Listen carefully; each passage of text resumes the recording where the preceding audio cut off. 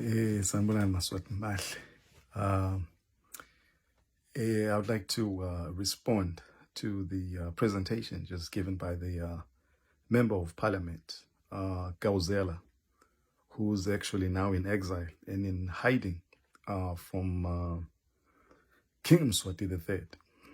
He's an elected Member of Parliament in Swaziland, but now he's on the run, which basically means King Mswati has reneged again on his promises to say, hey, Swazis can elect members of parliament and express their wishes in his monarchical democracy. He is once again in violation, egregious violation of his sham constitution, which actually belongs to him, doesn't belong really to the people of Swaziland. It's his undertaking. This constitution belongs to King Mswati III. Now, he's an egregious violation. He is an egregious violation of his very own sham constitution, when now he's going into parliament and arresting members of parliament and throwing them in jail. And for asking for Swazis to bring petitions to express their wishes and to elect their own prime minister. Which this is, Gauzela, my point of departure with you. I don't think you understand the psychology of the man you're dealing with, especially when you say he's going to remain king, and he can remain king and coexist with the people of Swaziland. So basically you're saying King Mswati must remain as king. You know, after all the atrocious crimes he has committed in Swaziland, the despicable crimes he has committed. And by the way, you don't understand the psychology of Makhosetive. Maybe you don't know him as well as I do. I've spoken to King Mswati one-on-one. I've known him for years. And I could have joined his regime. One of the reasons I didn't join his regime and his government, he is not the kind of person I would work for, okay? So just let me get that out of the way. Swazis, they say, oh, Monty, you gave a king a watch on his birthday because you were bribing him so he could make you prime minister. No, I could have become prime minister if I wanted to in Swaziland, and if I played the game, his little games, and played along, and I would be in this position today in Swaziland. But I'm very intelligent, I'll tell you that much.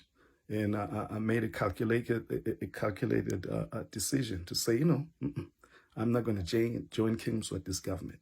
So, Gauzela, just to cut through the chase, I don't want to take up so much time because Swazis complain that I make long speeches.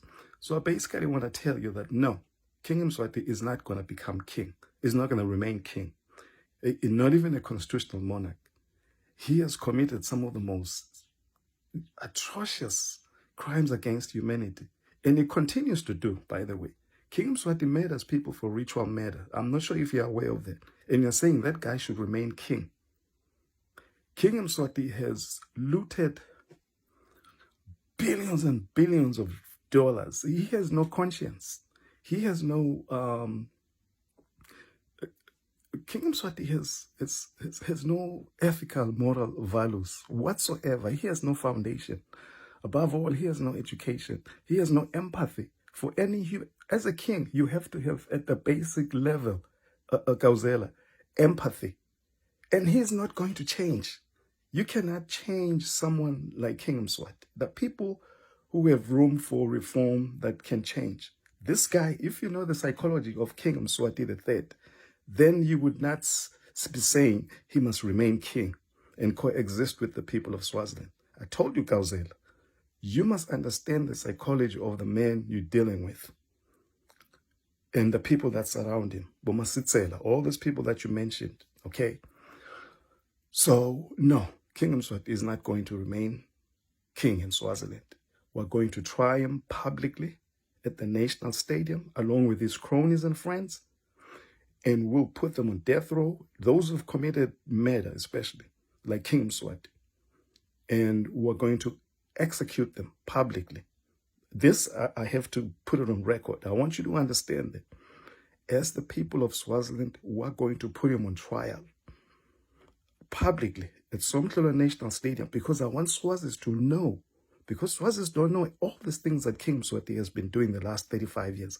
I happen to do and know King Mswati personally, and understand the psychology of the man. So no, he's not going to remain king in Swaziland, even in the free Swaziland. You understand? Even if Swazis decide they want to continue being a kingdom, King Mswati is not going to be the king. So I just want to make that clear, and that's all I just want to tell you, Gauzela. King Mswati is not going to be king. He's going to be tried and prosecuted and executed. And so all his cronies, some of the soldiers, the army who are in this thing with him, we have to try them, and they're going to be executed. I'm just telling you right now, putting on the record. And please don't keep repeating this, because Swazis are getting this message that that's God. King Mswati is God.